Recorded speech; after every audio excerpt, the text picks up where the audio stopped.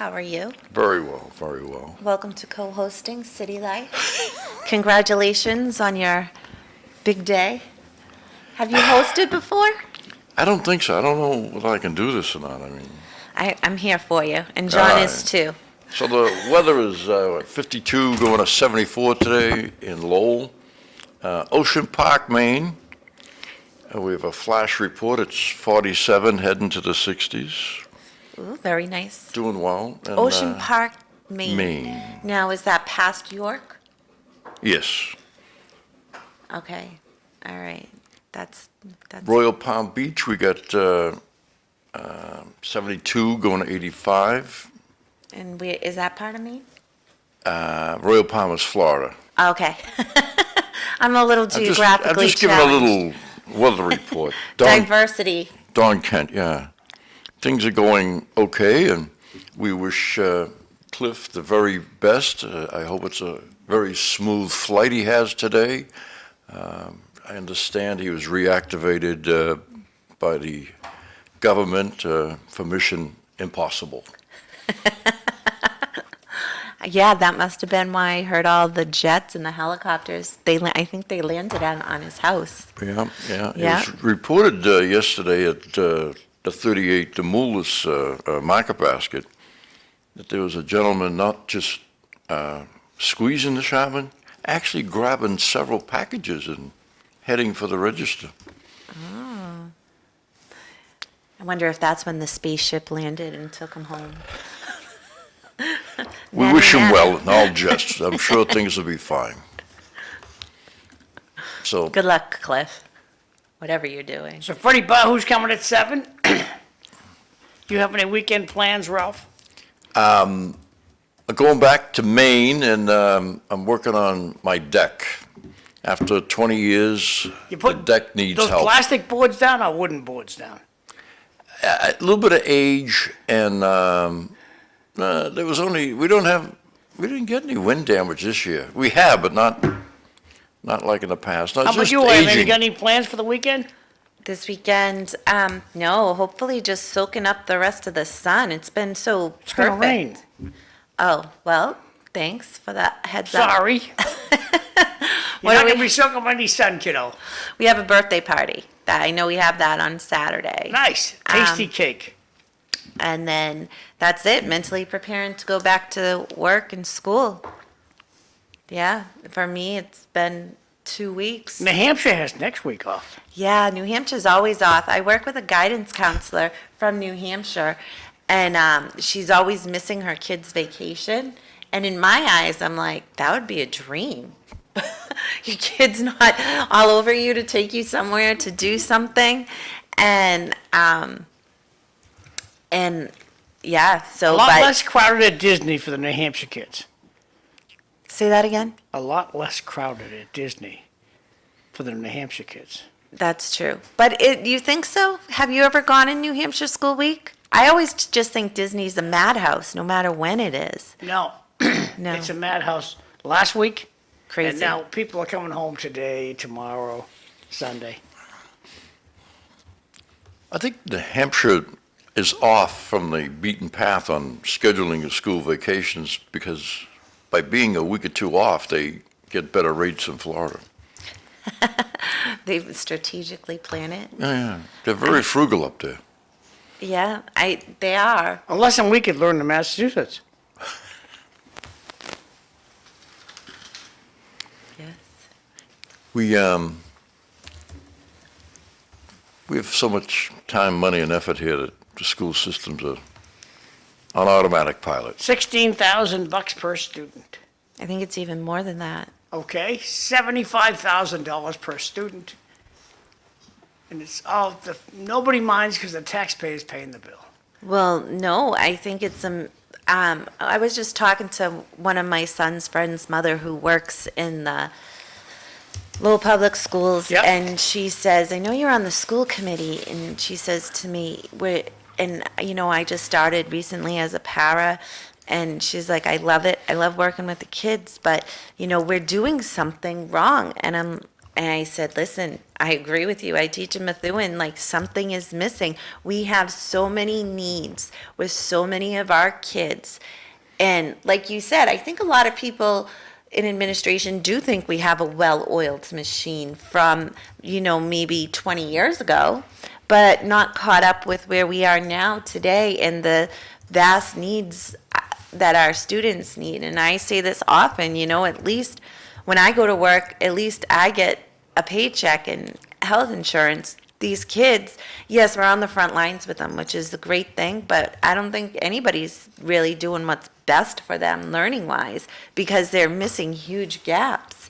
And they need to be more streamlined, structured better in terms of maybe even universal pre-K screening and then kindergarten screening to keep eyes on these kids and to be able to help them and give them some more supports. I don't know what the right answer is, but I do believe we need to take some of that funding and invest in the early childhood piece of it more. I agree with you, and I'll take it a step further if you don't mind. Yeah, go for I it. think some tutorial intervention for parents, because structure and the basic part of learning is missing from what I've seen over the years in the school system. And They have a much better system in the high school system or the high school environment. But, real basic stuff is missing in grade schools and middle schools. And I think the parents could be more active, better prepared, if you will. No, and my aunt talks about this. My aunt Midge actually used to, when I went to school, she would go and get the parents ready to send their child to kindergarten. And I think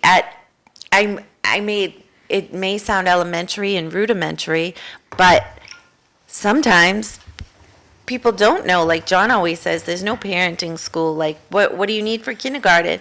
Like, I remember even sending my son in the whole, like, okay, sending a lunch, making sure it's something that he likes, making sure that he has everything that he needs the night before.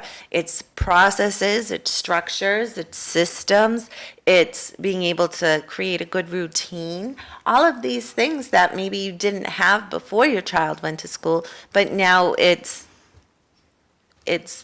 so important that these things start happening in your family household to support your child's learning. Books, reading to them. It's never too late to start reading, and Never. Even natal, reading aloud when you're carrying the child. The saying is reading is fundamental, but it's really crucial. yeah, that's interesting. It's funny that you said that. I never did that. Because, obviously I talked to my baby, but my son, when I was pregnant with him, but I didn't read the stories to him, and I've been in education at that point. I was in education for almost 10 years. So, there's so many things, even the most educated parents may not know about what. Don't you think it's odd that to get your license, you have to take an exam and practice and some classes and on to drive a vehicle? But we let people just, $5 for a wedding license, and here you go. Off on the road you go. Well, There has to be a little more support. I agree, not because a that's a lot. huge venture that I give people lots of credit for even taking on. But then again, I know we talk about this on the show so often, too. The idea of the nuclear family is no longer, right? And True. I don't think it was easier for anybody years ago. I think that they learned, whether you like it or not, you're taking this commandment, like you're taking this sacrifice and giving your life to somebody, and that's no easy joint venture either. You both have to sacrifice and you both have to learn to live together, and nobody wants to feel that little bit uncomfortable anymore. They just want to go on to the next thing, go what's new, what's better, It's it's a great life, a family life and all that, but, you know, today's society is a little more wishy-washy, and they're not as, And it does. It trickles down to our children with it, you know, and that's why they're constantly on the go. and that's probably why we have less structure and more consternation in the classroom. But there's definitely need for training. And I think too, you know, and John says this often, that we need to meet our kids where they're at, where technology is, because they're so much smarter than we are in so many ways, technologically wise. You know, they can maneuver a phone faster and find those buttons quicker. So how do we, instead of telling them no phone, like meet them where they're at and say, okay, can we get the technology to make sure they're only on certain apps in schools, and teach them how to use this application so that they're able then to research information themselves? You can download a dictionary app. You know what I mean? Teach them that way. That phone is the largest library I've ever been in. I mean, the information you can find on there is incredible. But we need a little more guidance and structure and programming, if you will. Yeah. Just, you know, guide the student, the young student especially, through that process. There's also, Give you them know, the the ugly control. side of the world out there. The very ugly side is out there on that net too, Oh, so. yeah. The social media. Oh, yeah.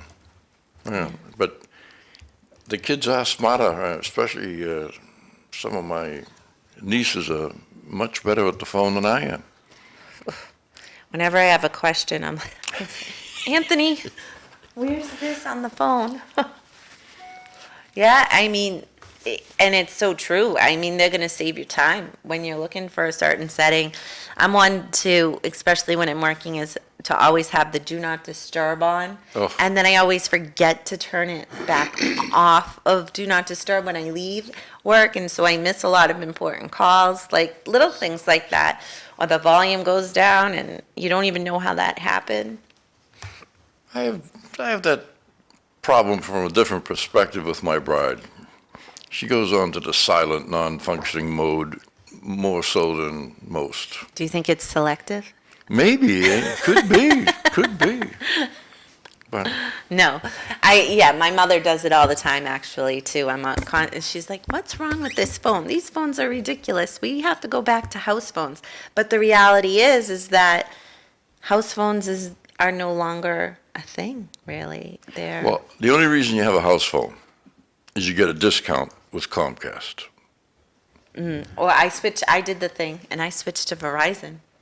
And did they give you a discount, or is the price just better? Is Fios? Did you go to Fios? I did, yeah. Is it you know, I am- more robust? Is it a better? I'm very impressed. They came, they did the installation. It was pretty seamless. And then I got a free NFL, what's that, Sunday pass? Ooh. Yep. That's- And so I really have not had any issues. And with Xfinity, even with just the internet and just streaming that I had, it kept going up and up and up and up with Comcast. And I did have my mother's line still on the Xfinity at one point. So it wasn't even worth it. So, but you make a good point too. I should look at, I have AT&T for my phones, for the phones that I carry, but I should look into Verizon cell Well, phones. if you package them, you get a pretty good discount. Yeah. I walked by Verizon at the Market Basket Plaza on Bridge Street, and one of my good friends works for Verizon, and I called her and I said, is it true Fios is here? And she's like, you already have it. I'm like, wait a second. I was thinking TV, like, because the Xfinity TV is also where they get you too. And she said she doesn't think that Verizon TV will ever come here. Like, Really? because of all the streaming options now, and everyone's just streaming. But that's her idea of it. But I did stop by to ask, and it was all just the same streaming deals that they had when I put Fios in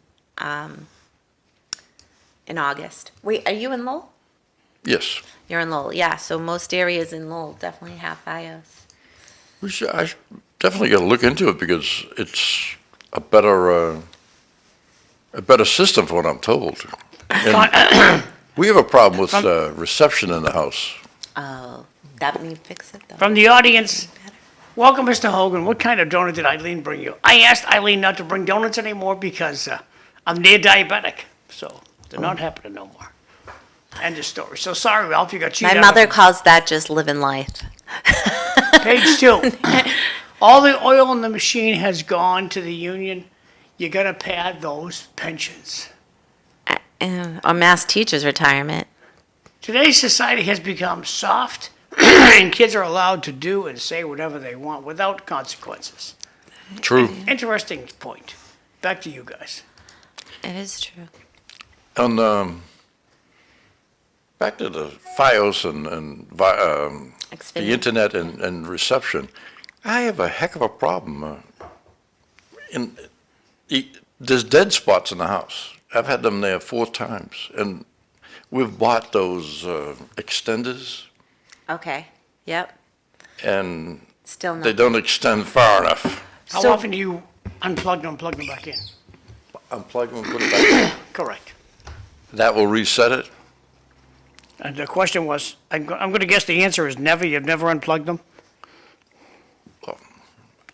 I think we have 3. Ralph, Routers. everybody who's out there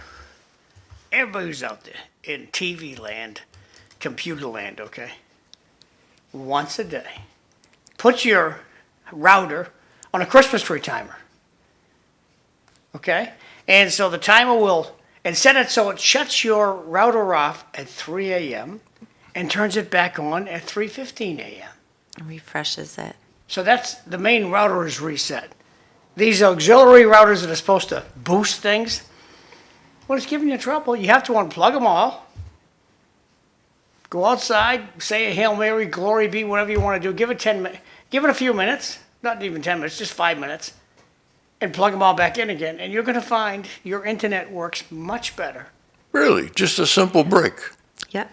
Well, you can call it a simple break, Ralph, but it is a process of powering down the main unit and all of the auxiliary boosters that you have for your internet, and you're gonna. We have one of those. I know you talk about Christmas tree time. I can get and just set it off for a few minutes in the middle of the night, and that increases your, improves your. It resets your internet, yeah. We're on that tonight. I'm interested in the Christmas tree timer. How would you connect it to your router? Just put It's a timer. Yeah, you put the timer in the call in it the a Christmas outlet. tree You put timer, the but it's plug a in the timer. That's it. Haven't you ever never had your s- Christmas tree on, lights on a timer, where they go off at like 9, And they come back on. they come back on tomorrow at 4? Eileen. I just unplug it. Can we Google a Christmas tree timer so I can see what it Oh, looks wait like? a minute. Okay, well, she It's a brings, she timer. brings a good issue. A lot of people probably don't know what a Christmas tree timer is. Okay, your crock pot has a timer on it? Yeah. Built in? Yeah. No plug on the John and I crock are in the day when you plugged it into the outlet and you then plugged the Christmas tree into the timer and came on at dark and it went off at 10, 11 o'clock at night. Oh, and it's cheap. It's only like $10.99 on Amazon. And my wife has one in every window for the candle at Christmas. This is your typical Christmas tree timer, and they're cheap. Yeah, So then, okay, so you time it. All right, so I'm looking at the G Homa 24-hour one, right? So, because I can actually see the plug, right? Yeah. So, I'll get this one big, if it'll go big for us. And so you get this puppy. It comes. UPS drops it off at your house, and all you do is these things on the side, these little guys right here. You just poke one up, and it's going to shut off from 2 to 2:30. But if you're a night owl, okay, I'll make it at 3. Pull this one here up, and at 3 a.m., the internet's going to shut off. And at 3:15, it's going to turn back on again. And this will reset your internet. wow. If you got a lot of dough, you can buy one for each of your boosters and plug the booster into it so it goes off for 15 minutes. I don't think I've ever seen a booster. What's- Ralph has them. I got 3. I'll bring one in. One My here- wife here and in the corner of the boys piano. went crazy. Little dinky thing with the wires coming out of it, that's a booster. Oh, okay. You went to FiOS too, right? Because they're white as opposed. No, we're FiOS up at Mahoney's, where it's Comcast here. Oh, okay. It's good to spread the business. It is. Well, I would say, in 5 years, there'll be no more cable TV.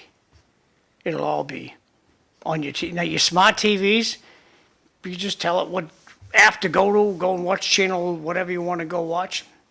Bingo, done. Yeah. Yeah, and a lot of the It's smart- coming. Yeah. So if you don't know anything about this, ask your grandkids. My mother gets frustrated because she's like, "How come I can't just turn the TV on?" And she just always forget, like, you know. But She wants to bring back the clothespin. So, up at the beach, you know, we're trying to be frugal. Judy introduced Roku. That's a whole new system you got to learn. I mean, we get, I think, 2 or 3 clickers. You have to go through the different series of events to get the TV to tell you what the weather's going to be. Yeah, it's the multiple step one, but Oh. it is cheaper. Yeah, and outside of a little delay, I don't see a big difference. Every now and then, there might be a little fluffle in the delivery, but there's, When it buffers. yeah, it's Yeah. not the end of the world. But for the beach is meant for reading anyhow. Yes, relaxing. If you sit there and read a book, you'd be far better off. And then put the book in your little stand out front and someone else gets a shot to read it. That's, keep the world reading. That's the beach motto. But I am glad we do have internet and cable and so on and so forth, because I find the Pope's funeral interesting. Oh, yeah. Do You you know. watch, I'm going to forget the name of it, the ETWN? Not for Because me. you can get that on YouTube, and that carries a lot of the Vatican stuff that's Oh. happening. So I'll write it down for you. So if you go back to me, and you can, on the Roku. Yeah, so I just check this out and it'll go right to the Vatican and Yep, and then you have to, I mean, you probably have to hit install and download. so, Pope's funeral's going to be on extraordinarily early tomorrow morning. It's like 3:30 a.m. Where would the average Joe Schmo? YouTube, Vatican Oh, News. yeah, that's true. YouTube's simple. In fact, I got, YouTube Vatican News. yeah, that'll be the Sistine Chapel about 4 o'clock tomorrow morning. I'm sure Cliff will be tuned in, but it's rather early for most of us. So it's 10 a.m. So if you go to YouTube right now, it usually comes up, sitting there doing nothing. And right now you got to go, I'll put this up so you guys can see what I'm talking about here. Okay, so there's YouTube, and this is live in Rome right now, but it's in Spanish. We don't see anything. We just see ourselves. We're not live. God. There we There go. you go. So this guy right here, you can click on it, and it's going to come across in Spanish. So what you want to do is Vatican. See, they call themselves Vatican Media. You just go Vatican English. So I'll go back. It's going to be the same shot, but it'll be in English. Vatican English. Vatican English, English live. Live. There you go. Click on him. Bingo, there it is. You click on this guy. It's the same feed, but now if they make any announcements, they'll be in English. Yeah. Interesting. The technology is unbelievable. Yep, No habla español. this is how I watch my international news in the morning. I put in here, live BBC? No? international news. And all these guys come up. You can get news from World DNA Live? wherever you want. I favor the BBC for the news, you know, and Have you tried Al Jazeera? Jazeera. Al Jazeera is pretty cool. it's out there. I go to Al Jazeera because it's a contrast to what you hear on the Yes. BBC. There's another viewpoint, correct. And this is Germany, live. And you can just scroll through and get whatever one you want. This is live in India. They have live in Africa. So explore YouTube, live international news. Most back to you. Americans aren't into foreign news or a different Well, perspective. they never had the opportunity to actually go there, Ralph. They never had that option. Yeah. It's a different perspective. I don't even have a passport. I need to get one. And I say it all the time on this show. But yeah, it's hard for me. I mean, obviously, I've learned about these places, but it's hard when you've never really been there to actually see it, But I just think that more and more today, people aren't getting passports. People aren't traveling internationally. Because you know what? This is my generation X or millennial. I don't know what I am. I think but it's a lot of work to get a passport and a lot of follow through, right? And then when you travel, it's a lot of work. I just got to tell you, get your license. Get that new, I got that one. I forget the term, but the new license with the little stamp up on the corner. The real ID. Okay, the real license. You have that, you have a much better shot at the passport, or it becomes easier. I went back 5 times, I want to say, to get my real ID because I had a laminated Social Security card. It can't be laminated. So I had to order a new one. And then something about the birth certificate, maybe it was frayed. And then it was like everything I did, but they were very good. I go to AAA, and AAA is very good about it.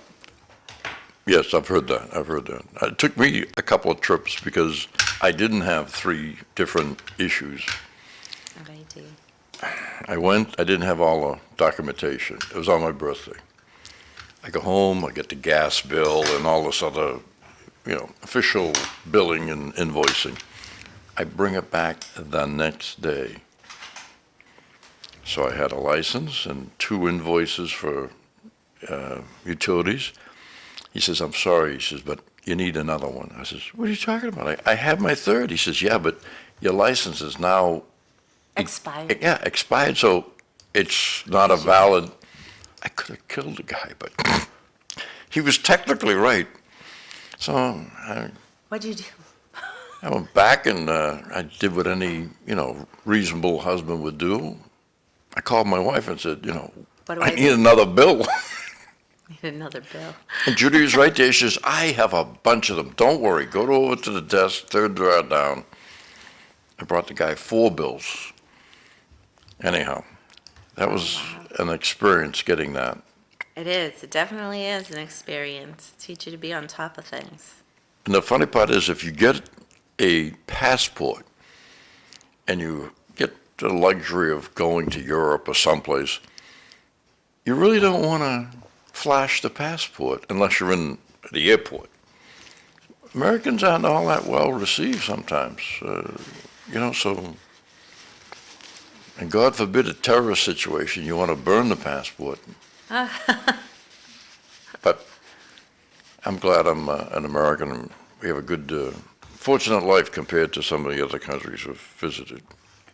Yes. We have a much better school system, as we know.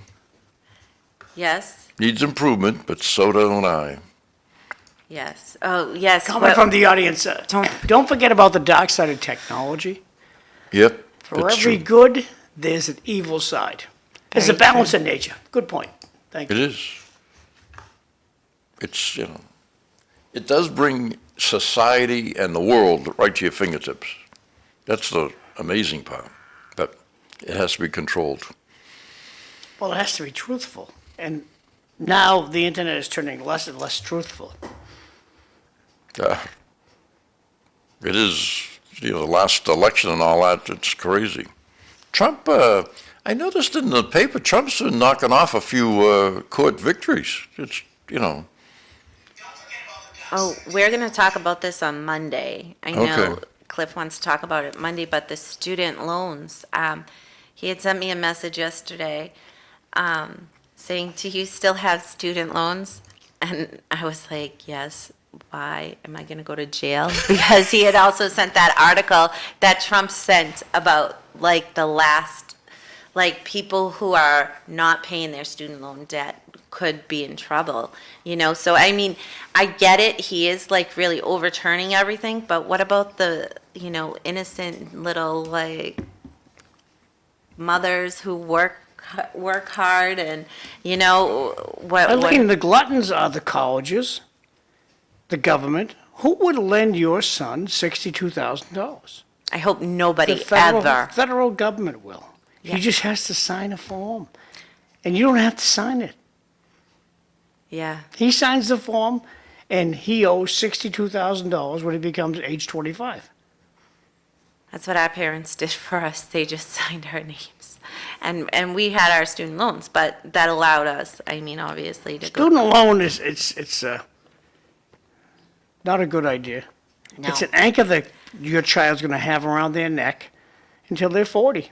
But that's also, I think, a good reason that Trump is trying to get rid of that federal Department of Education and make it just the state departments of education, to maybe alleviate some of that, to make college more applicable and practical for kids. I mean, we were talking about it when my mother went to college. She thinks she paid like $300 a year. You know, it was reasonable. Like today, you cannot even really start looking at a college unless it's like $50,000 a year, and that's low. You know, and it's intense. It's Expensive. right, and so they make it that they want everyone to be college educated.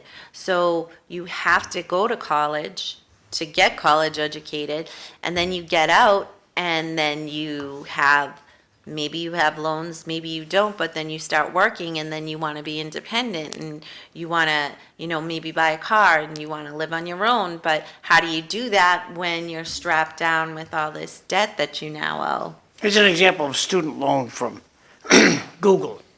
A $30,000 student loan could have monthly payments ranging from $203 to $714, depending on the interest rate and repayment term. For example, a 10-year repayment plan with 9.08 interest rate might result in a monthly payments of around $381, while a 25-year term with the same interest rate could see a monthly payments closer to $253. A 5-year term is higher rate of 15% and could result in monthly payments of $714. Wow. And how do you Pricey. sustain that with getting an entry-level job out of college? You know, and I think we're out of balance with what the expectations are, what the cost is for all these colleges, and then what's the college's due diligence afterwards to assure that the students they're graduating are okay since they took all this money from them? And is there any? And I believe there should be. It's grossly unfair. What happens if you never pay your student loans? The answer is failing to repay student loans can lead to serious consequences, including a damaged credit score, potential wage garnishment, which means they'll take the money out of your pay before they even give it to you. The government will just suck the money out of your company that you're working for. And inability to access future federal student aid. It can also make it harder to get loans, credit cards, even rent an apartment. While you can't be jailed for not paying student loans, you can face legal action from the government or loan server. I'm sending you, John, what Cliff sent me yesterday. I'll send it to you in Messenger. And it kind of just prefaces that women may be most in danger. All right, I thought the theory of tax write-offs, tax credits towards education and loan payment would be better than the Biden forgiveness. That caused a lot of. No, so student loan forgiveness for teachers in inner city schools have been forever, even before Biden. They have They have tons of programs, like if you enroll and you pay so much every year for so many years, then so much of your loan gets forgiven. I think that's a good program for public service and education. But Right, and then Biden's thing didn't go through. I understand. Why but does the it was president of the over university make $1 million? Well, why does the president of the university make $1 million? Anybody can answer that one? They're overpaid. But they get their money from the students, and the students get their money from the government, and it's just a vicious circle that happens. Been going on for a long, long time. And the real problem is, you were told, if you had a student loan, you were told, you don't have to pay it. It's on hold. All payments are on hold. And they've been on hold for like 5 years. And so, Eileen, 6 years ago, you were making payments to your student loan, right? Yeah, so when And then all of a COVID sudden- hit, All of a sudden, I don't have to pay anymore. so, right, and now that you say that, 5 years ago is when COVID hit, and and everybody had different job situations, and I think there was an automatic hold, and there was no interest required for so many years. But maybe this is just another way that COVID helped all of this federal government stuff, because now there's tons of interest, and there's that rumor that Biden was going to get rid of them, and now it's really more of a situation. Before COVID, there was 9/11. The government blames everything. Oh, 9/11. Remember that? No. Every little thing they wanted you, 9/11. Why do you have to show a passport? 9/11. And now they go, COVID. So I've got 2 comments from the audience. Please ask DelRossi who they are. She said they want you to be educated. Who does? Oh, good point. I'm sorry. I apologize. Page 2, instead of pushing college, the government should be building more trade schools. Absolutely. Well, we run the risk there if there are 500 plumbers, the price is going to drop drastically. But there aren't. But what I'm saying is, the balance that we have, the plumbers union needs to present to the children in early high school the benefits of being a plumber. Same thing with the electrical people. Okay, the Boston Plumbing Unions. Yeah. They come out, once in a while and, push the union trade position. And I'm not against union plumbers at all, but there is no concerted effort by any of the unions to go to the legislature and change the methodology of which they're required to meet to get the license. In other words, there's a lot of built-in restrictions, and there's a lot of family nepotism. I'm not saying, you can't make getting the license any easier. It's like saying, like the DEI. John, it's time. It's Like, years. when it comes to DEI, I'm glad it didn't get into the cockpit of the airplane, because they just have whoever just fit the bill. Oh, it's your turn to fly the plane. Comment from the audience. Why isn't tuition at college considered price gouging? Was the chief really worth paying $300K a year to do her award dance at Harvard? Oh, that's what they paid Elizabeth Warren? Well, that's what the audience seems to think. Thanks. And the viewer that said, who are they? And I should say they. In my head, it's college is very much pushed, and it was for me, and I say that by my parents, right? Society. And society really pushes it, go to college, get a job, nobody can take your education away, so that was just something that was a non-negotiable for me. I also worked various jobs while I was in college, and maybe I would have been better in a trade somehow, but I didn't have that exposure to various trades.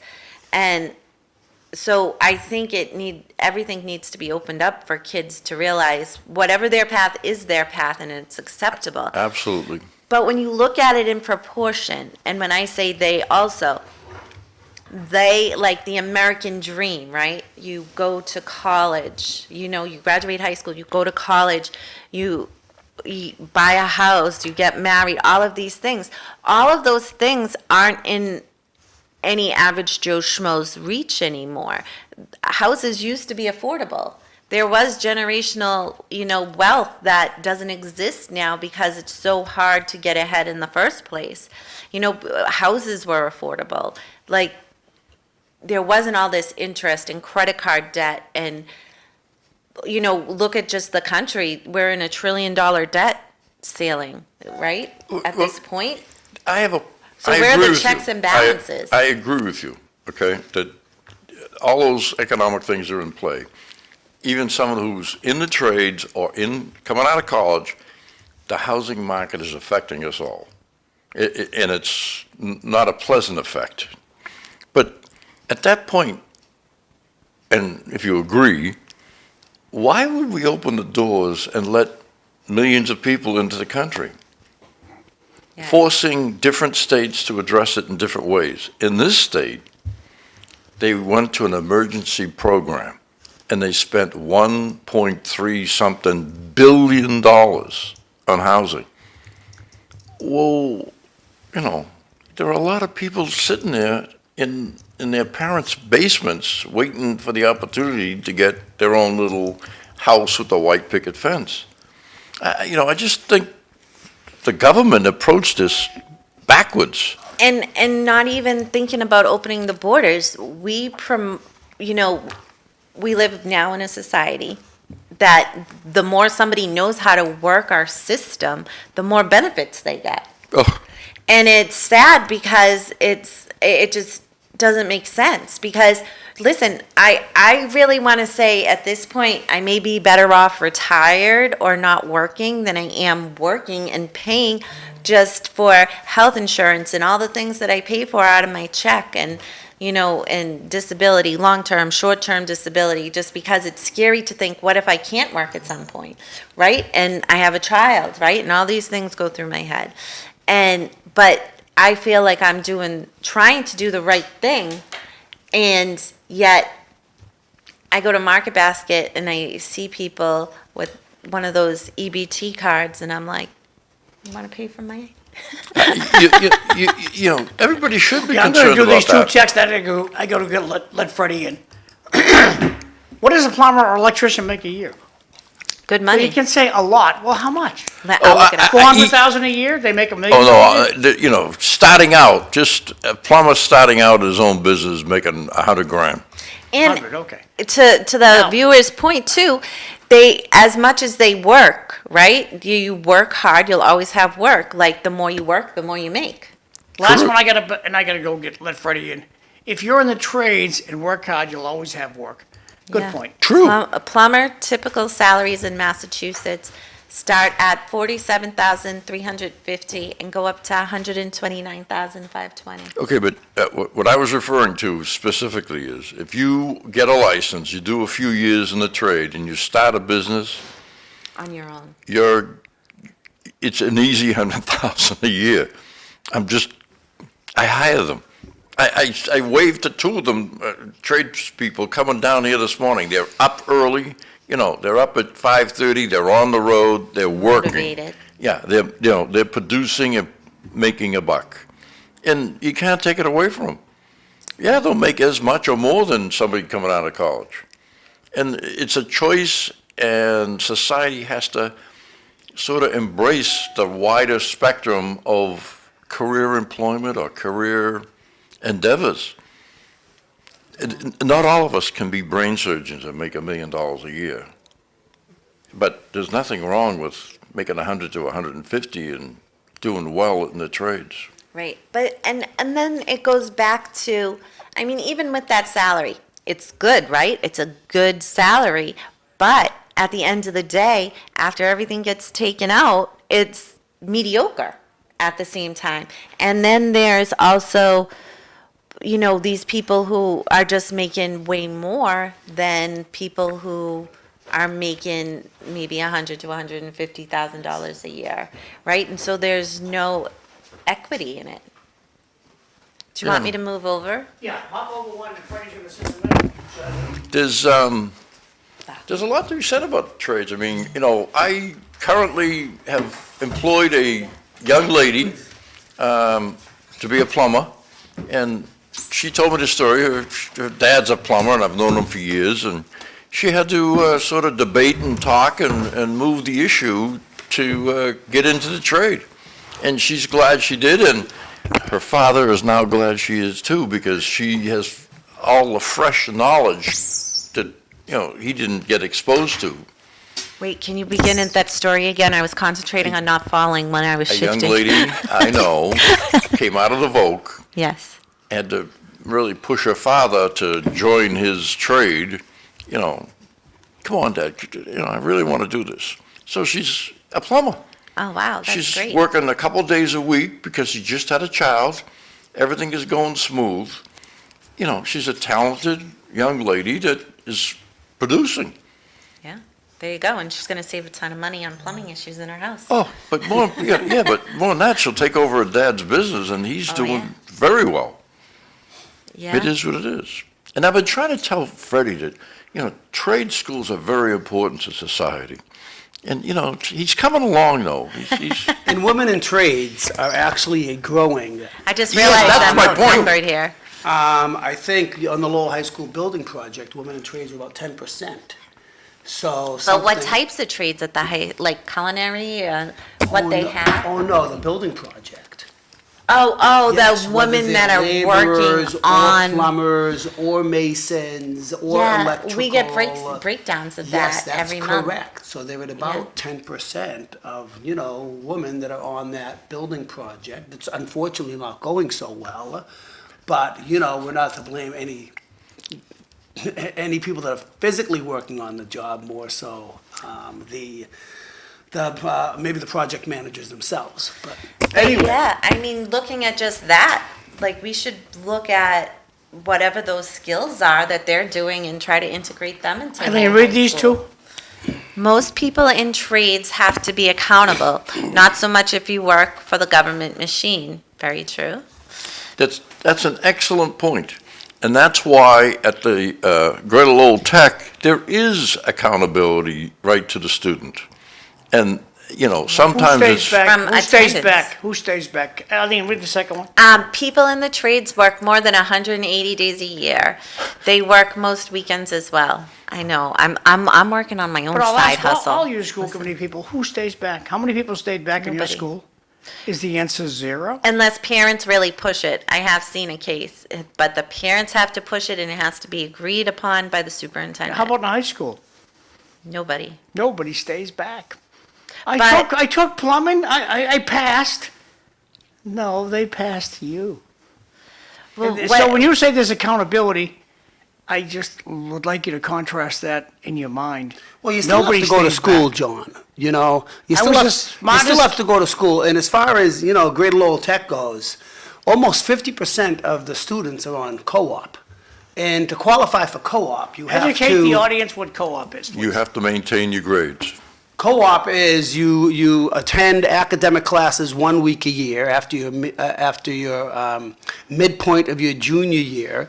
And if you qualify, which means that you are on the honor roll and you're attending classes and you don't have an excessive amount of excessive amounts of absences, which is less than 5 a quarter, then you are eligible for co-op. So what the co-op is, if you're in the plumbing trade or the electrical trade, the local plumbers will say, hey, Greater Lowell Tech, I need a local plumber to come and work for me for 20 hours a week. They go through our co-op office, they give us their insurance, they fill out the proper applications, they give us their business, all the business information that they need, and then the student, and then they say, okay, we have this many students in the plumbing department, we will send you one over. But generally, when you take one, you take two, because the student is an academic week 1 week, and he or she is working plumbing that next week. Therefore, the next week where a student is to be in their academics, that same person that was working in the plumbing field is in the academics. Another student is off of academics. So at that point, if they qualify, the same the same business owner, contractor, can go ahead and have that student. So generally, they take 2 students for the year. So the kids need to It's qualify. good to know the co-op kids are the smarter kids. Well, if you want to call them smarter, they're the ones that are more engaged. It's my words, not Accountable. yours. You can use your word, of course, yes. So I have a Go ahead. question. If somebody does not have that attendance rate and has had multiple absences, more than 5 a quarter or a semester, what'd you say? A quarter. A quarter, okay. And maybe they got into some trouble at school or trouble academically and are not on the honor roll, what happens to them? Do they just not go on co-op? What happens to their courses the next week? Do they learn the subject matter again? They don't qualify for co-op. And they learn a life's lesson. You meet the requirements in life, or you don't advance. Each student, if I may add to your, Please. each student has a sheet of paper, and he will go to his employer, and he'll say, could you fill this out? And on that sheet, it's reported back to the school. We're Work going to get back to ethic. this. It's all laid out on that Ralph, sheet of paper. we're going to get back to that. I want to do this because Eileen sent me this and we're coming up on break. So we're talking about the COVID-19 payment pause of student loans. So Eileen, you want to tell me what you learned from this and then we're going to go to break. Yeah, so this was the pause that was from 2020 to October 2023 from COVID on the student loan repayments, that you didn't have to worry about interest. But then right around September of 2023, it was when the Biden administration was saying, so it's direct loans, defaulted FEL loans, and any other federal student loans that are currently with the Department of Education. But the one, I'm more concerned about the one that, can you go to the link that I sent you right on top of that one? This No, is what, I can't. We don't have time. okay, Cliff sent me yesterday, just like women are more at risk for all of this. Okay, cool. We'll be back. Thanks. So start making your payments, is that what I'm?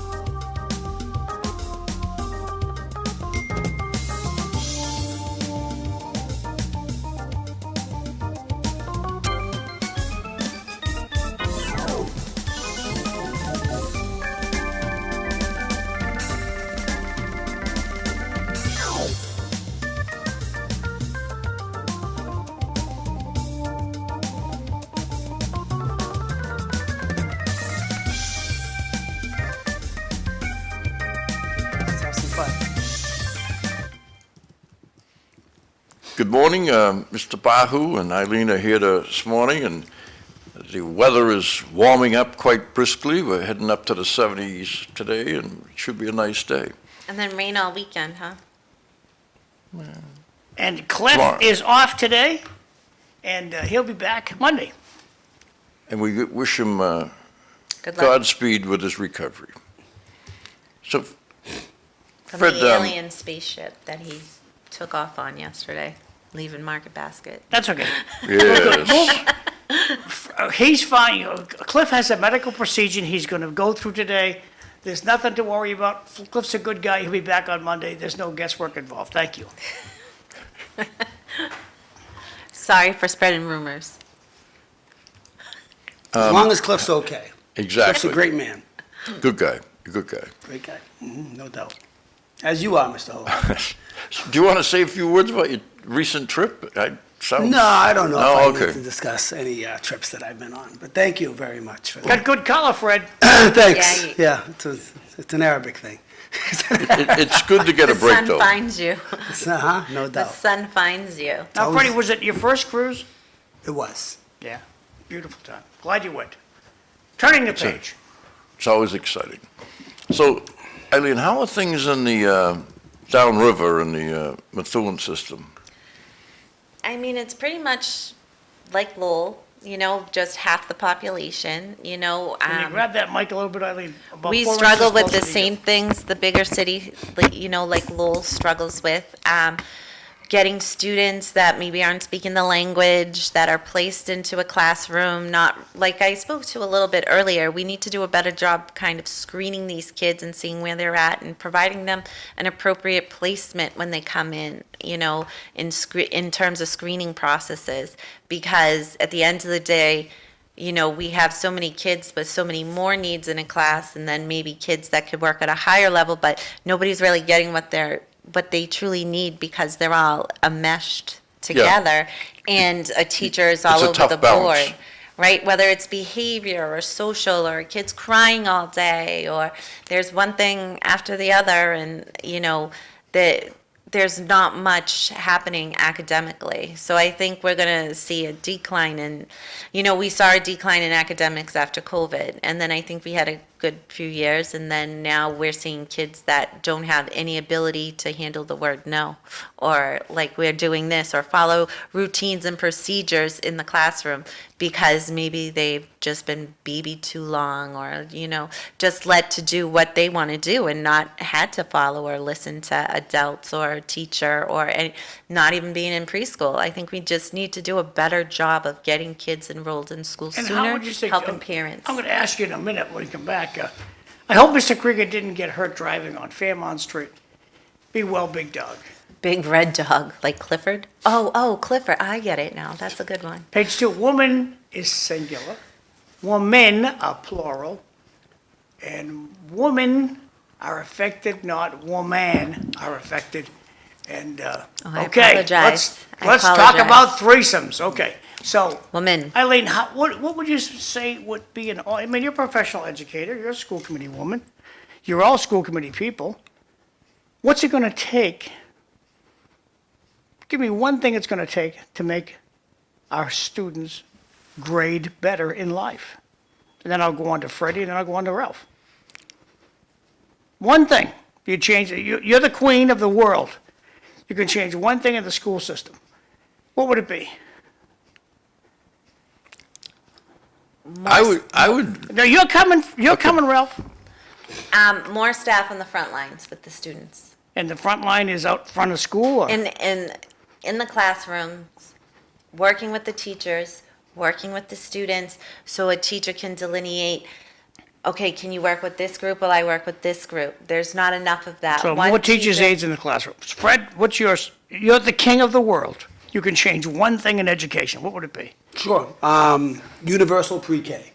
It's proven that the earlier a student attends school, that they can grow within the education So field. the kids got to go to pre-K or optional? Pre-K, universal pre-K, So yes. mandatory. Mandatory. Gotcha. Yep, So Ralph- four-year-olds. Ralph, I- no, I no, agree- no, what is I agree yours? with that wholeheartedly. I would say a little, as we spoke earlier, a little more training for parents to get them ready to move the child through the school system. A lot of people out there are really ignorant of what's required in the school system to have the child do well. So more training for parents would be part of pre-K.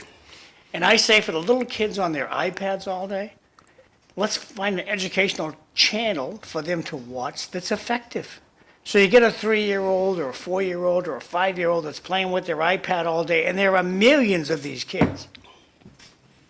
What channel should they go to learn that's entertaining, that they'll like? That's my solution. Do sure. Well, point. That's so, why we're all different kings. Yeah. Well, if you put all these ingredients, we'll have a much stronger educational system. so what's happening is there are actually a lot of great things on the iPad for kids to learn alphabet, letters, numbers, sounds, and everything. Where does grandma go with that? Where does grandma go to show the kiddo? Right. Grandma usually doesn't know. The kid just knows how to get there. But what happens then is when grandma wants to show you how to do something, the kid becomes rigid and only wants to do it the way they know. And then when they go to school, the rigidity becomes even more because they've become acclimated to what they want to learn, like, and how they want to learn it. And if it's not produced in that way, then they don't want it. And if they have to follow a different routine, classroom structure and routine, they're not having it because they're learning a certain way. So that's why we're seeing kids with a lot of great letter naming skills, maybe letter sound skills that don't come up as flagged for any special help, but social emotionally are falling apart because they can't just follow daily classroom routines. Home run, Mr. Hogan. Kids have parents involved with their kids' educational tend to do better. But we need to do, so for that issue, where did you go to parent school? I would ask that texter. Where'd you go to parent school? And how rich are your kids now? Well, one's in jail and the other kid I don't talk to anymore. Okay, you did a really great job, Daddy. Not picking on Jay, but it's just a matter of where are you, how much, my kids still live at home with Mom. Sure. Yep. What's effective? Society or public schools, we take everybody in, and, you know, a little bit of help for the parent early on would be good. I mean, even the Trump administration is talking about a $5,000 bonus for children. I mean, that's pretty radical for, If you're giving birth, yeah. right? Yes. Wait, Pretty say that again? A 500? They're talking about giving a $5,000 stipend payment, whatever, to a mother that's expecting or bearing a child. And this is from The federal government. the Fed. But again, isn't that all part of the new PFMLA requirements? What? No? Am I? No, wait, just a minute, woman. What is elemental P? You just said, like, gave a bunch of letters out, like, I know what, The Parental Family Medical Leave Act. of course, what the hell is that? Parental Family Medical Leave Act is when you have a child or something to that effect. Or if you have a situation where you have to leave work to care for a loved one, a family member. And as long as you're not a teacher, from what I understand, anybody in the state can request to collect these benefits. What kind of teacher collect some of the benefits? Because we don't pay into that state system. Okay. Because we pay into the Mass Teachers Retirement. It's to increase the birth rate, because the birth rate is so low, and the Trump administration has come up with this idea that, you know, if you give birth, then you qualify. They want to help you out. No. You qualify for an X number, anywhere between, who knows, Comment from the audience. $5,000 and $10,000. Comment from the audience says, cell phones are a great babysitting tool. The kid will keep quiet for hours. Better. And one of those things, what's one of those things in their hand? Good point. But if the kiddo was watching something that teaches them the alphabet, that teaches them math, in a fun way, I just think if you can put the kid on that avenue, let the kid play there. If you can. The problem is the kid knows how to change the channel on their phone Well, if or you- their you- iPad. you go to Don't forget, you- it's the social skills too. You go to YouTube, Fred, you go to YouTube, and how do you restrict your iPad? Now the kiddo can't change the channel. You don't tell the kiddo, hey, watch this, honey, I'm gonna fix your wagon. No, the kiddo's having a nap. Go on YouTube, how do I restrict this iPad so my kiddo can only go to these Put some channels? parental settings on, is what you're Go to stating. YouTube. Is what you're stating. Go to YouTube and tell you how to do it. You know, I'm probably going to get killed for this, but when my boys were much younger and they didn't do well one semester, I restricted their phone use, as John was talking about restricting. The T-Mobile made it very easy. You know, you can only call your parents and so on and so. They had that for a few weeks, and their grades, What happened? when they couldn't use the phone, their grades went up. Sure. And there is something about the devices. Oh, that, yeah. Unfortunately, do not assist as much as we want to use the devices to our benefit. Still, too much of it is not the most healthy thing, especially when it comes to social emotional learning, right? And, we know that of the good old days of hanging around at the park when we were kids, and sort of you would have some real life skills to have to deal with, and then you would be more prepared to attend school and not be so anxious. So it's something that, we have to use to our benefit, which is the iPad and the cell phone, but also need to, refrain from having kids use. 2 comments from the audience. Paying people to have children is the stupidest thing Trump has proposed yet. The second comment from the audience is parenting schools with my dad's perspective was you'll get a smack if you don't do what I tell you.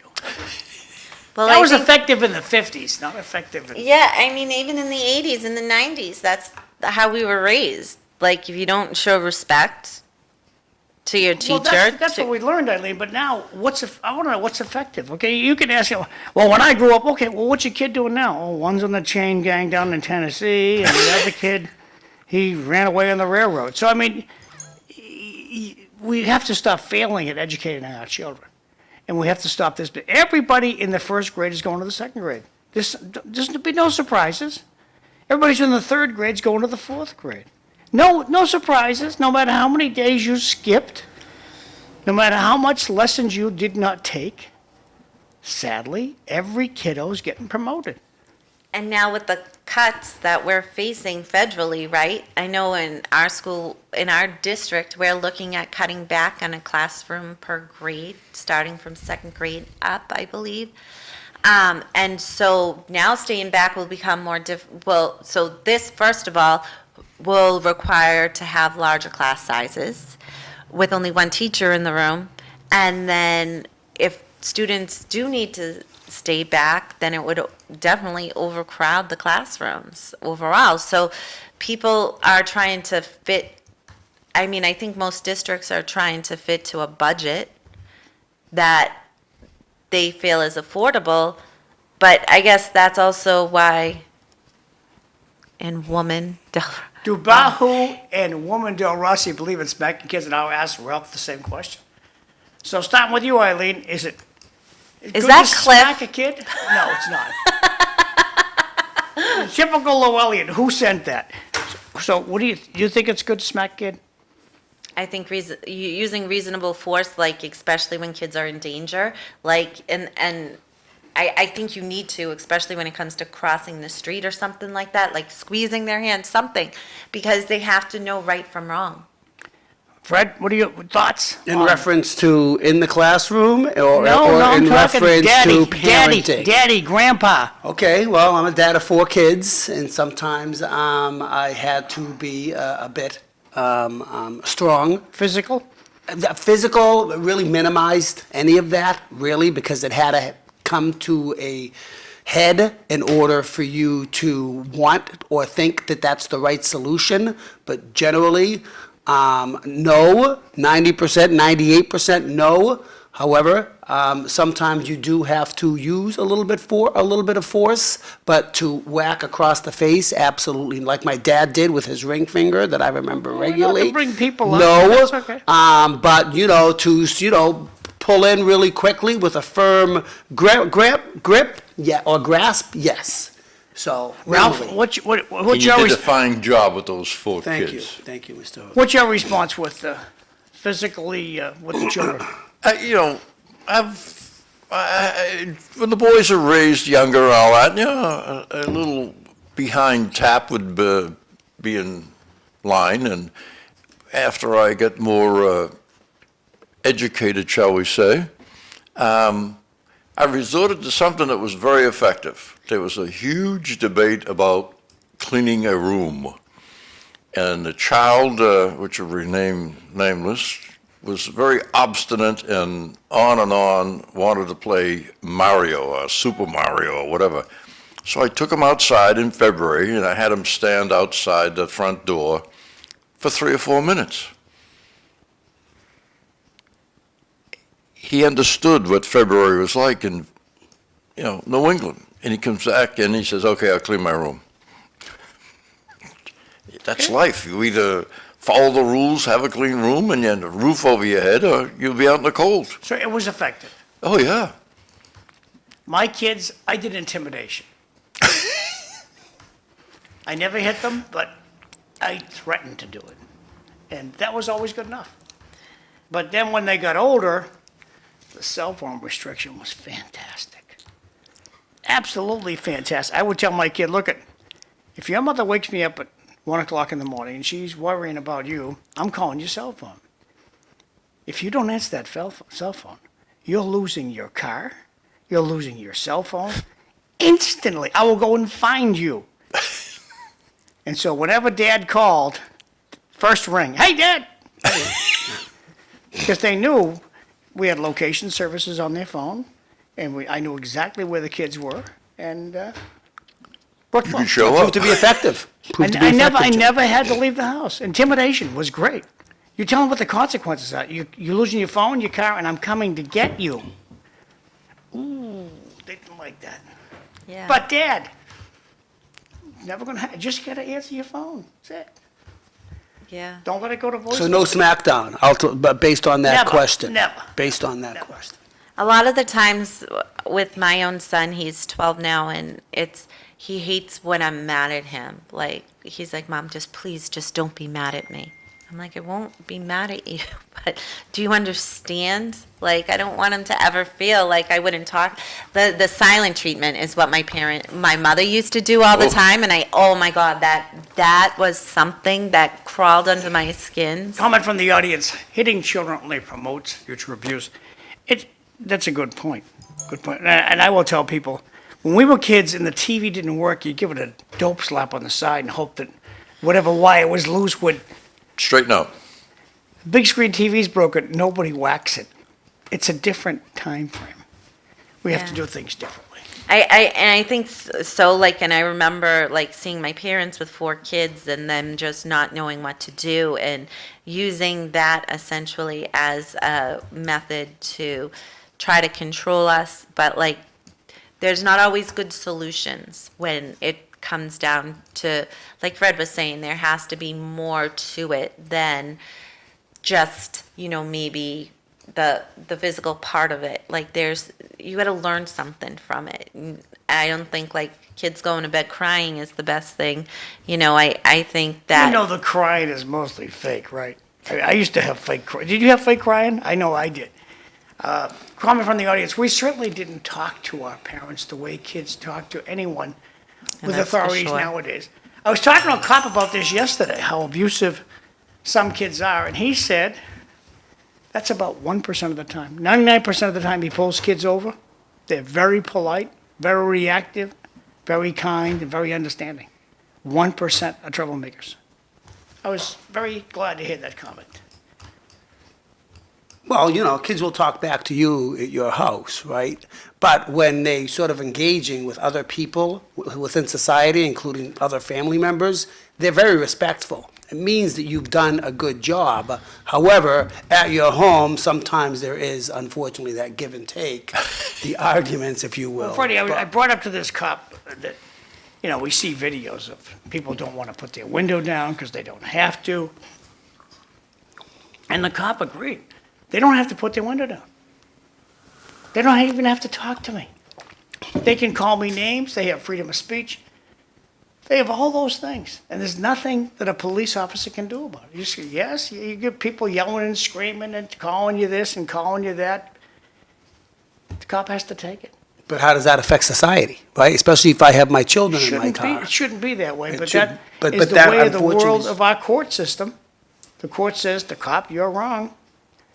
And the person who's abusing you verbally is right. I don't like that. Right. Yeah. I mean, just using yesterday as an example, my son and some friends, we put together a quick lemonade stand yesterday. Congratulations on that. I saw that you had posted something, and it looked, very, what should I say, businesslike. I You did must have some been spring excited. cleaning, and I was like, so we may do it again today. I'm not sure. We certainly didn't talk to our parents. So But so anyway, there were some police up the street that were doing a detail, and they came down, and the kids were like so excited to see them, and they're like, I'm gonna go tell my partner to come down. But now, say, which we see a lot of, you have a little older kids at the park, and they're mouthing off to police officers, and use like our impressionable 11-year-olders and 12-year-olders. They can't, like, they don't realize that's not supposed to happen, right? There's no line of respect anymore. Nobody toes the line of having respect with anybody anymore. And that's very unfortunate because we need good models. And I don't know how we lost that overall in society. We're spending too much time on our phones. A decline. The telephone, the iPhone addiction is just horrible. When you go out and you see how people are on their phone, it just in restaurants, sitting at a table and they're all on their phone.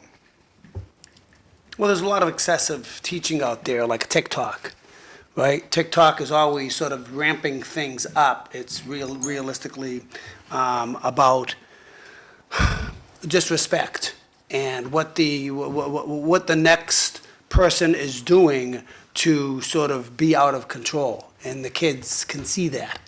And they see that as learning or fun. And they lose track of themselves because they're trying to mimic what's happening on a video screen that they're watching regularly. Good point, Fred.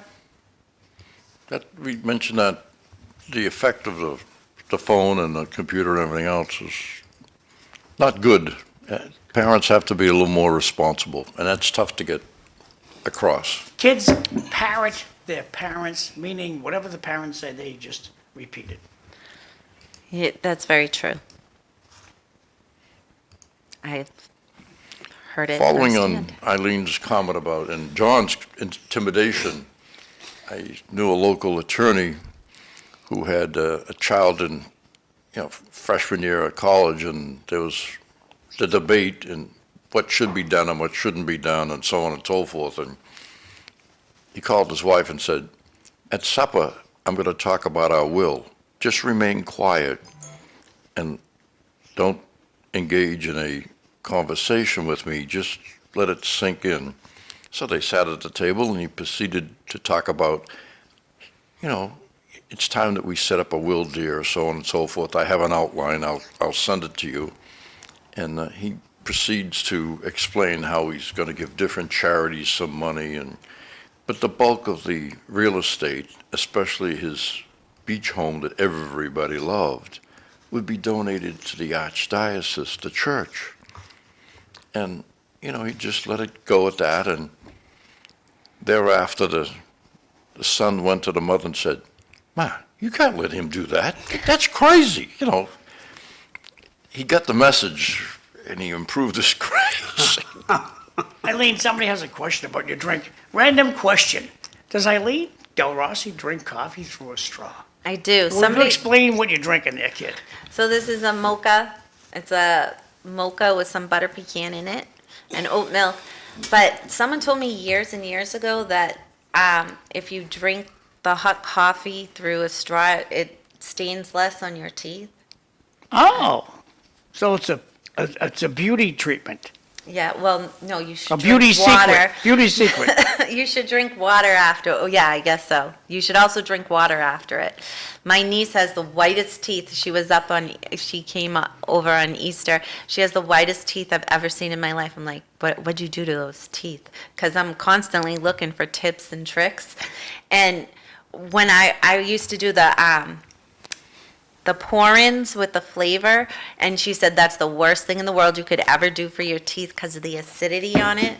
The best thing you can do is just have like maybe a little lemon water. And she brushes her teeth with Prevident twice a day, she said, and I've never seen such white teeth in my life. And I just want her routine. Well, I was down at Waltham yesterday, and I went to a McDonald's drive-through for an iced coffee, and I got it vanilla flavored.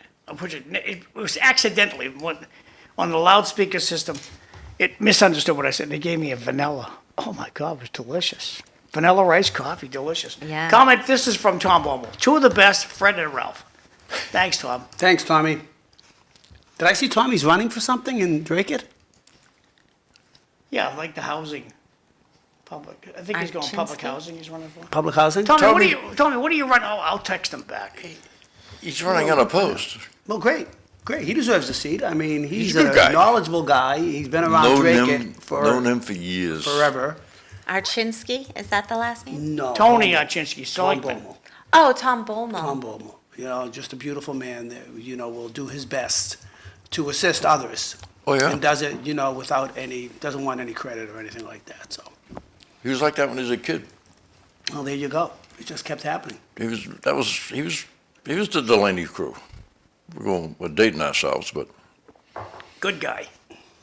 Comes here every Tuesday. so So you guys got any weekend plans? What are you gonna, Fred? What do you do on the weekend? Anything good? Anything bad? yeah, we School cruising to vacation's Fred. ending. Mentally preparing for the week, getting your motions in. I like all these questions. You know, I really don't have any plans this weekend. This is the first How weekend about you, I Ralph? You haven't got had any, plans in a long time. Anything on your agenda for the weekend? You're going back to Maine, or what are you gonna We're do? going back to Maine. Make sure the beach is working properly and working on a deck door and the deck itself. Just Okay. repairs. It's arduous, but Judy keeps me busy. Eileen, what are you doing the weekend? We just have a birthday Rainy party. weekend. Rainy weekend. guess- No plans. Birthday party? Birthday party Saturday. We're supposed to do something with one of Anthony's friends on Sunday. But that's it. right? Cool. Good. Yeah, I guess it's time to plant the grass and do all that lawn work out there that has been, If you can get it ready, it'll get doused over the weekend. yeah, Good this would be a plan, good Fred. time. Yeah, this would be a good time to go ahead and dig all those patches up, and then plant some grass seed. That would be nice to see in a few months when it's all grown in. Yesterday, I'm walking down the street and I see one of these new street sweepers that the city bought. Mm-hmm. And I'm watching the guy and I see he's coming up on a doormat. A doormat In the street. was in the gutter. And I said, I wonder if it's going to eat. I wonder if it'll eat that thing. Son of a gun. It ate that thing, and behind that it's a big square. It's not the traditional orange things with this is a square box thing. And it was fantastic. What I saw the thing clean up, does a good job. So whoever Wow. bought that thing, it's a nice machine. It's cleaned Yeah. the street perfectly. I saw that yesterday. They had that going around the Robinson when I was walking my dog. It was Does a pretty wonderful cool. job. Yep. It cleans it right up. Like it's almost like glistening after. Yeah. Wow. Let's just hope it has a long shelf life, and you know, I mean, ultimately, Doesn't break. they maintenance- maintain it. We you know, Sadly, maintenance is a sadly, big deal. Fred, maintenance is not in our vocabulary in the city of Lowell. So Well, that's when why- it breaks, they'll just park it in the corner. Sadly, Well, that's why I mentioned that. You know, it's important. But I mean, I don't know. We've got some old service working fire trucks and police cruisers that get pretty banged up, and for some reason, it seems like they last long, 10 years or so. Hopefully, we can start doing that with some of the equipment, the new equipment that they purchase. When they purchase new equipment, I don't know why they don't get a training program to go with it. Like that street sweeper is probably, unique. Sure, it costs a lot of process. money. Yeah, but Sure. it has unique parts that have to be maintained. this is a picture of the street sweeper working yesterday. Oh, wow. I'll hit the play button. I saw But actually. nice machine. What's the one? It was like orange that I saw over at Gage, but it was That was yesterday. I need to get. Spring some is here, and that's a good thing. Yeah. Good machine. Yes, so that's a good question. You know, how we take care of our properties. You know, like we have, in the school department, right? We're trying to open up that Sapasara school, which is the old St. Jean Dark School, and that's going to take some maintenance. What's the over under on that, Fred? Some Well, I'm a guy that always has a lot of hope.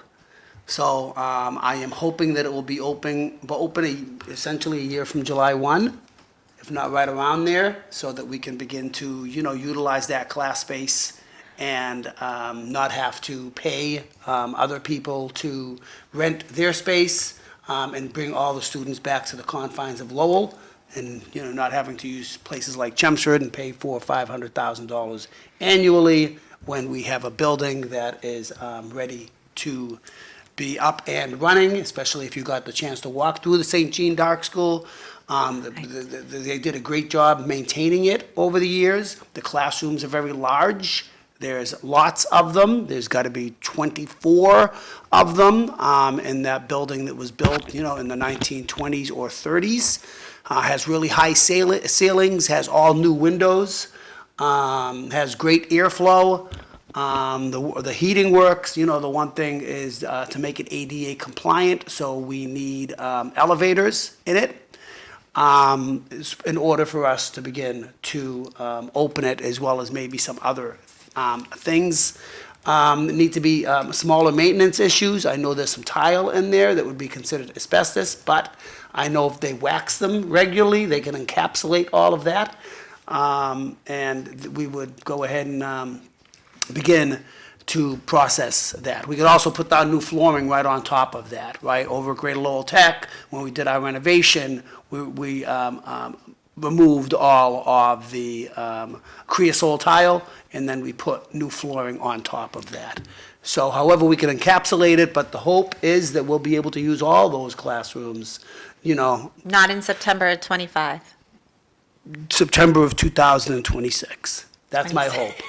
That's my hope, because, basically, we've had the building for a year, and they're still looking for a project manager to go ahead and run this, to run this cleanup as well as setup. So sometimes I don't know that you need project managers, but this is the way, unfortunately, cities work. So we have to hire a project manager in order to begin the work. But it's been a year in the making, and that's something that I think is vital for our school district. From a budgetary point of view, it makes a lot of sense, but more importantly, for a services point of view, there's a need, and if I'm correct in my brief reading of the local newspaper, they'll also have enough room to bring in students from another district. In other words, if the population of the school drops, they can bring in more kids Right. from a neighboring Sure. school system. But populations aren't dropping. But in that particular. Sure.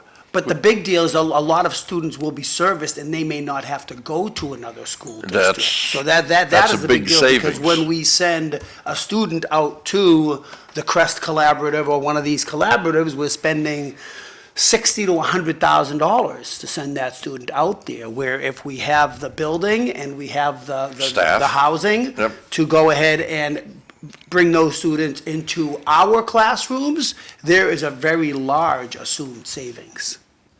So that's, that would be, again, that goes back to maintenance. It has to And be, if yeah. we have to get that building up and running and then maintain it in order to utilize it in the best capacity that we can. How are things going with the high school? It's a work in progress. Unfortunately, there's been too many delays. And we're not, unfortunately, it doesn't seem like we were able to go ahead and use it in its full capacity until September of 2027. It was supposed to be for September of 2026. So not only is there budget issues, cost overruns, no money left in the contingency fund, but now there are delays that they like to say were unforeseeable. I got And- I got to do a little bit of announcements here. So, did the St. Jean Dock School come under over budget on the renovation? Any of you speak to that? We don't have a budget on the renovation yet. We're just currently looking to hire a project manager. So the city did indicate when we purchased the building that they would get it student ready. Is the city side's going to own the building, or the school department's going to own it? The school bought the building, the school department purchased the building So the with school department owns the ESSER building, not the funds. city. But ultimately it falls under the city's rule. Well, no, we got to find out who's in charge here, Fred. So- Who's in charge? I'll tell you who's in charge. The city's in charge. That's why it hasn't been maintained yet. All right, understood. Tom's in charge. The guy with the contract to 2030, I got you. Is the is that an electric, no, it sounded like it was diesel-driven. Can it fill potholes while it cleans the streets? Of course it can. It also serves pizza out of the back and drinks. And it's a all I said was it's a great sweet. When it ate the doormat on, they're like, wow, that thing is fantastic. Okay, so there's no political parties this weekend, so we're going to talk about what we're going to eat at the senior center today. So today is Friday the 25th. We're having St. Louis ribs. So a yummy day over at the senior center. Get over there around 10:30. Go in the front door, see Tara, nice gal. Give her $2. If you don't have the $2, well, lunch is free. So lunch is 7 days a week. You can see the weekend. Saturday going to have jambalaya rice, and Sunday sweet and sour kielbasa. Now, Eileen, you had asked before we went to break to talk about. Cliff has sent you this. Woman could be most affected by Trump's penalties for overdue student loans. Did some Democrat write this? Well, they're Nadja they're not Niddle. picking on the guys. So did you read this? For the first 5 years, student loan borrowers whose payments are long overdue could face stiff consequences. And that puts a disproportionate number of women at further financial risk. Awesome. Great news. Great way to start a weekend. The Department of I think it Education does to men too. announced. Well, I'm trying to figure out why women would be most affected, so Yeah, can you keep scrolling I'm down? watching you read it. In COVID-19, the lockdown started in 2020, led to a series of pandemic payment pauses. That's what we just saw. That ended in 2023 to help borrowers transition into repayment. Biden's administration offered a year-long grace period, sparing them harsh penalties if they struggled to resume covering their. All right, that's when I kind of restarted paying. I don't see how it's just women. Women are likely to be disproportionately affected by the policy change. Overrepresented on college campuses, they hold nearly 2/3 of the nation's $16 trillion in debt. So basically, they're saying women borrowed more than men or boys. Well, they are the shoppers of the world. Critics of the Education Department plan to aggressively collect student debt, say that move is particularly insensitive since Trump's policies, from his trade war to mass cuts to federal agencies, have led to economic chaos and driven costs up. They're like groceries. But that's more of an opinion. Who's going to collect this if we don't have a federal student loan government anymore? Is Elon Musk going to come to my house? Yep. He'll show up in Who, his Tesla, who his issued the his loan? Tesla truck, and he's going to ask you all kinds of good things. It's taken much too long to update the Jim Dark School. It's disgraceful. It is. Unfortunately, it is in the city's hands. We do have another meeting on. The guy who got the contract in 2030? We do It's have in a his hands? new meeting on June 17 to discuss who the project manager is, timelines, and when we are hoping to open that school in its entirety. We are using a portion of it, which is the rectory, for some classrooms, for some special needs classrooms, but we do have, a building that could hold as many as 450 students sitting idle that we own. So yes, it is a disgrace, and we need to get it done. And what encouragement are you going to give the manager? Because it's not the city, it's the manager. Well, the manager, we did have a building committee meeting recently. Was the manager, did the manager show up? No, but his lead did, Paul St. Cyr, and Paul St. Cyr, informed us that, we are out for bid. We did advertise a bid recently for a project manager to begin to put the elevator in. However, we won't know who that project manager is until the beginning of June. And then at that point, it's all systems go. However, Mr. Gitchia was at that meeting, and he shared that elevators can be on delay by as much as 1 year. So we're hoping to keep this on the front burner, and we will keep having meetings on it. And I've put in a motion, and the city councilors have put in motion to go ahead and address this. So we are working on it. Thank you. To just add to what you just said, part of the problem with delays is public bidding, public procurement. There's laws and regulations that have to be followed for school buildings, and it's not just someone sitting there doing nothing. It's a process. And then if there's anything unforeseen or a problem, it just delays the whole construction as the high school is demonstrated. Right. And unforeseen seems to be the buzzword at the Lowell High School building project because of that flooring, and nobody was prepared. Nobody drilled down in order to find out what the issue, or if there were issues, nor did they have any, knowledge of all the asbestos that was in the Cyrus Irish That Auditorium. building is so old, it was 100 years old when John and I were going to school. So this is something that, honestly, to speak like just not off the record, because obviously I'm very much so on the record, but also It's just live TV, so. my own personal thoughts is like when I asked my mother why she smokes, and she says that nobody knew it was bad for you. Like, we would never have smoked if we knew how bad it was. We didn't learn until later on.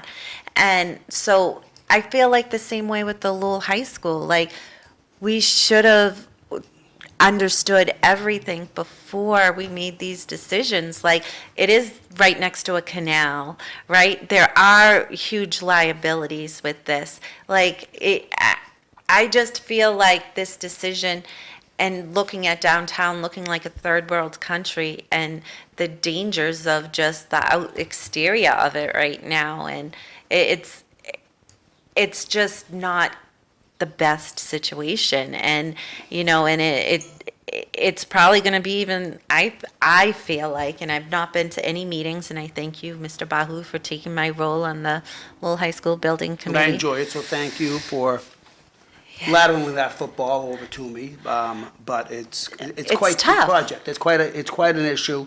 And you're right, there should have been some more due diligence done to that 1922 building, so that we all could have had a better idea of what could be an issue. Because I remember they were saying, if it was in Belvedere, it would cost over $400 million, and it would be an assumed saving if they kept it downtown. And that was nothing more than political, and I get that. But it is what it is, and this is what we're dealing with. But it would have been nice if Suffolk Construction and our OPM did have this, check the floors, see what the flooding, see where the flooding has been coming from for the past 20 years. Try to identify what the issues are. It's not like it's the first time that there was ever a flooding situation in that 1922 building. And, but if you were to just, I guess I have two questions for you. Do you know offhand what the total is right now? There is no total. Unfortunately, they've informed us at the last week of February meeting. Who's the they? They is Suffolk Construction. Understood. Project manager informed us in the February meeting, and they said they will not have a cost estimate. They told us they would have a cost estimate early April, which they didn't, and now they're saying they'll have a cost estimate end of June. I'm gonna roll So it's through a taking bunch them of- 3 months to have a cost I'm gonna estimate. hold that thought, Ralph, please. Gonna roll through these texts. Great show today, Miss Delrossi. Don't forget to get Cliff a donut on Monday.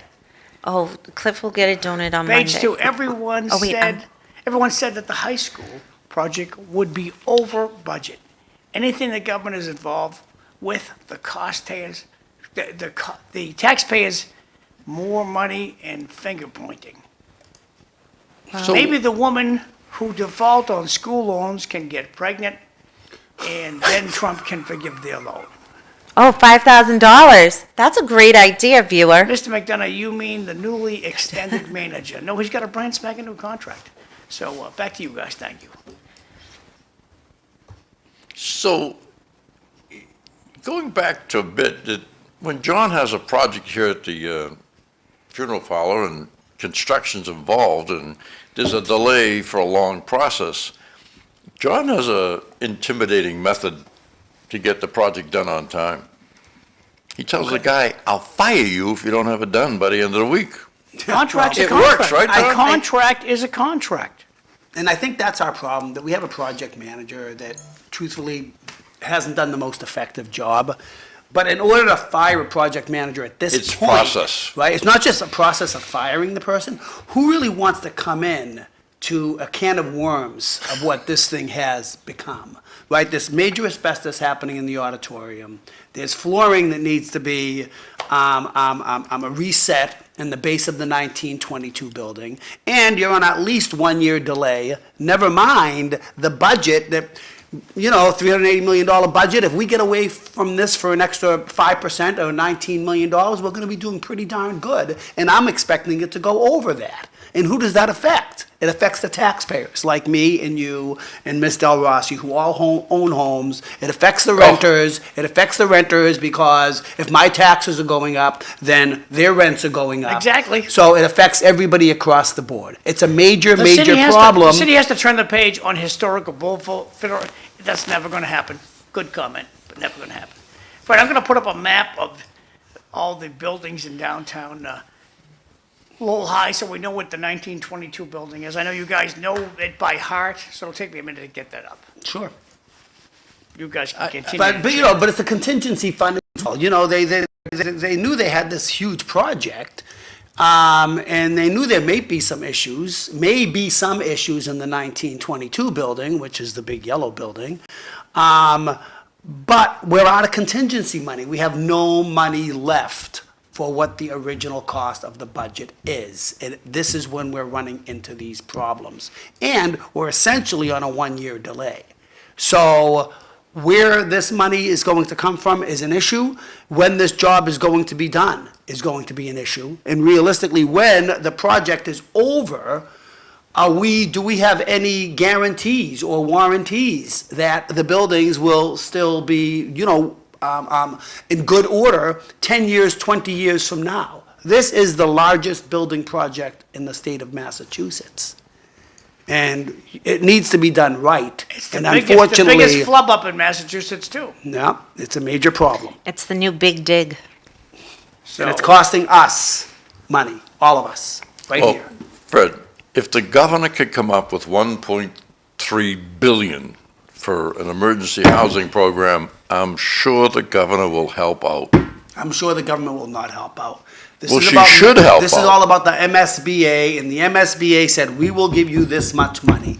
And when there were extra costs for materials based on COVID, and there were extra costs on the delays based on COVID, the government's, Mr. Kennedy went to the Senate and was able to go ahead and get extra funding for it, I believe to the tune of about $15 million. okay, so we're looking at a map of Do you think that the governor's going to give us more money after they just I'm gave us 15 demanding more? that the governor give us more You can demand all money. you want, but unfortunately, the governor has different Our ideas. delegation should be on her desk. I can shut your mic off if you want, but I'm just going to proceed here. Just to acclimate people at home, here is Lowell City Hall, just so you know where. Lowell City Hall, this is the Masonic building across the street. And this is Lowell High School. And Lowell High School is on both sides of the canal. This picture's a little dated, so it's not like last week, it's probably a couple of years ago. So the 1922 building is this long building right here on Krieger. Am I right, Fred? That's correct.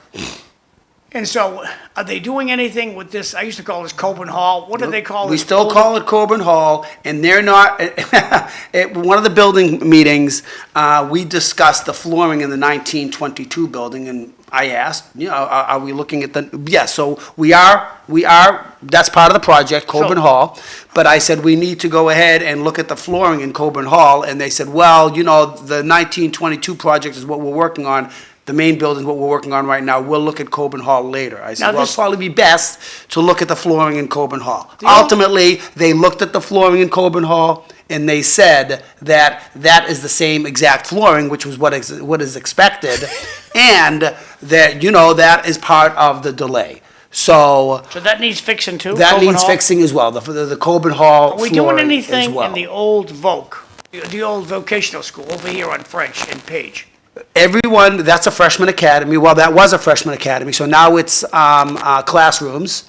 And when the buildings are done, all those classrooms are going to move over to the main building. And then right now this is occupied? we are going to have swing space on that French Street building. So it's occupied with students today? It The old is, trade. and I would love to start vocational programming in that building like can you we've had say when used the many la- years ago, but that's another story. When was the last time this building was refurbished? I can't, wasn't it called the City Arts Magnet School about 20 years ago? I was gonna say And then 15, but you're right. 15, 18, 10 years ago. Yeah. And then Wow. it became part of Lowell High School. So I would say in that range of about 15 to 20 Have years. either, any of you three been in this building? How's the inside of it, okay? It's okay. It's an old Okay. building. It's all classroom space that they sort of hodgepodge together. So, it works. It's not amazing, right? It was just sort of Gotcha. put together. Okay, so for right now, the foundation of this building is gonzo. We gotta fix this foundation. And we have some major asbestos issues in the center of that building. And we gotta fix this building foundation too. That's correct. And so we are in, And we have no money to do either of them. Zero. Could you, we have plenty of money. We just spent it on golden salary.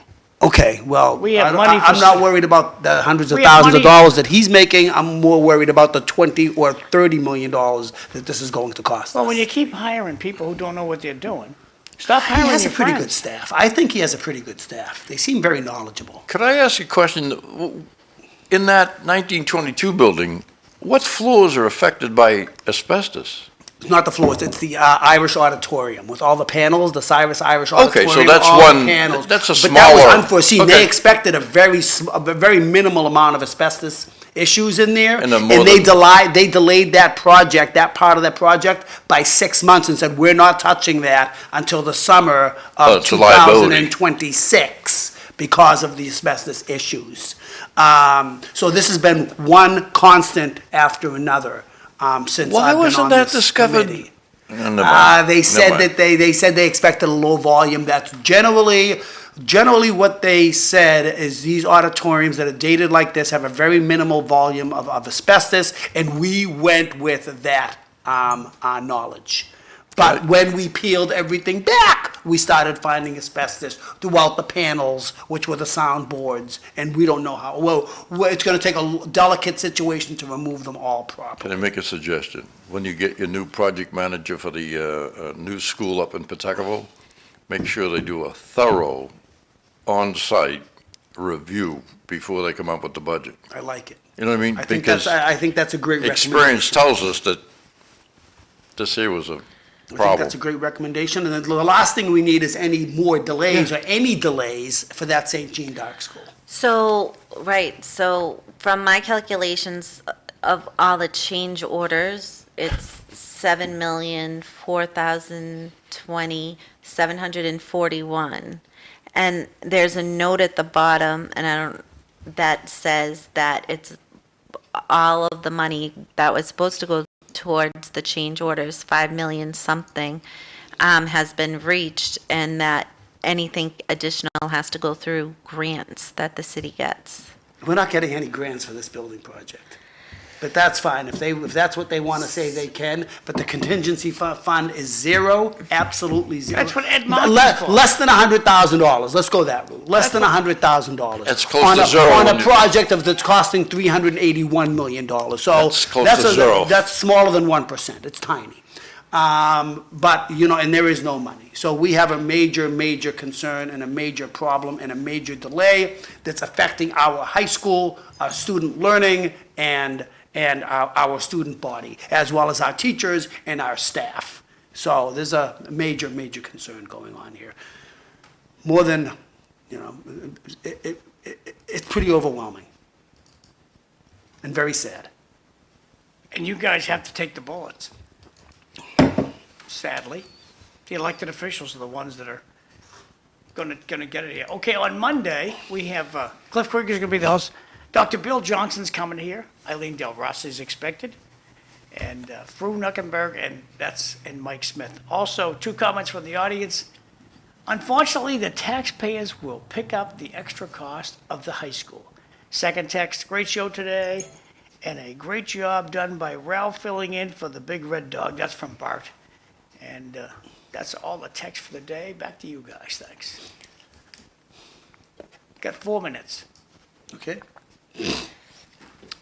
So what's happening over at Greater Lowell Tech, Mr. Hogan? Well, I must say, Fred, that our latest project was on time, on budget. Those classrooms look good. We had The a modular tour. classrooms yeah, that we just just added recently. it's On amazing. budget, that was the key. That was the Yes, key. yes, it's But it was amazing. modular classrooms, Yeah, right? but- And the STEM behind us added some modular classrooms, and they look great as well. So the modular classrooms are great because, you know, you essentially Maybe- call them plug and play. Yeah, right? maybe the high school should have been modular. Maybe so.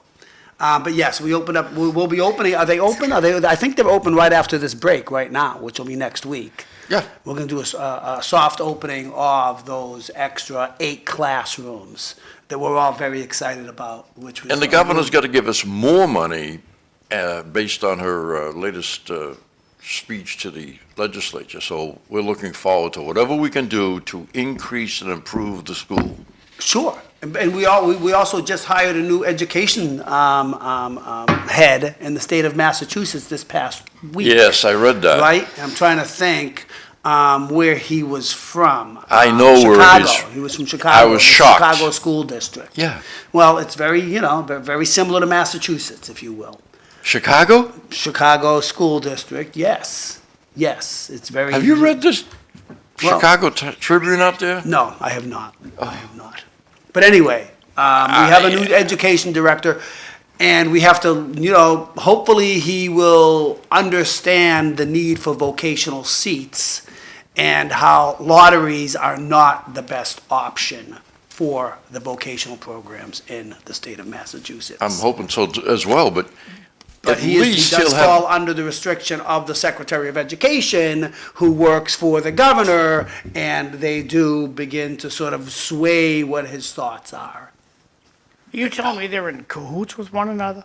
They know each other, yes, they work together, yes. As a matter of fact, the Secretary of Education is the last person that has to approve this person to be the new the new Education Commissioner.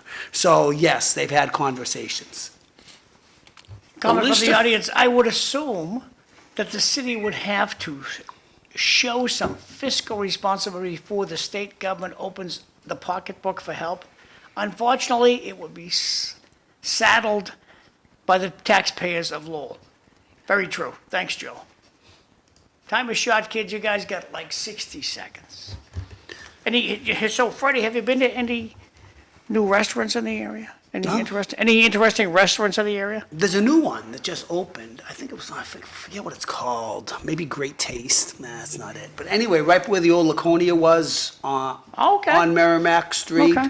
It's a nice Asian faux restaurant. Lots of soups, lots of Asian food. Nice. I tried it. It was delicious. A little dark inside there, but the food was absolutely wonderful. Last Wednesday night, I went to Cavalero's on Lawrence Street. Oh, Out of this world. oh. Is Cavallero still Cavaliero's, or is it? It's a steakhouse now. Okay, it's a steakhouse. And, I had steak, my friend had fish, and Well, I Listen, saw on yummy. your Facebook page that you rated a 10.1, the highest ever, right? As far yeah, as that was for your- the Greek restaurant way out Bridge Street. Drake it? Oh, Bridge Street. Yeah, Yeah, the that's one- good. Pelham. Bridge Street? It's in Pelham. Pelham. It's Got it. very good. Pelham. Okay. Greek restaurant, everybody loved it. Exquisite time. How about you, Eileen? Any new restaurants? I have not gone to any new restaurants. Ralph, you got any, Ralph's the main guy now, so. Valerie's Scratch Kitchen in Maine is very good. Oh, Okay. sounds great. We'll get But that. you can't, you can't beat the basics of downtown Athenian. We went over time, so you guys can say goodbye. It's past 8, so now people on Facebook and YouTube, Thank you, Tewksbury, everybody. Drake, Great and having Esther you. watching Great us. being on the program. Speedy Thanks for recovery, Cliff. have a good weekend. Thanks for watching.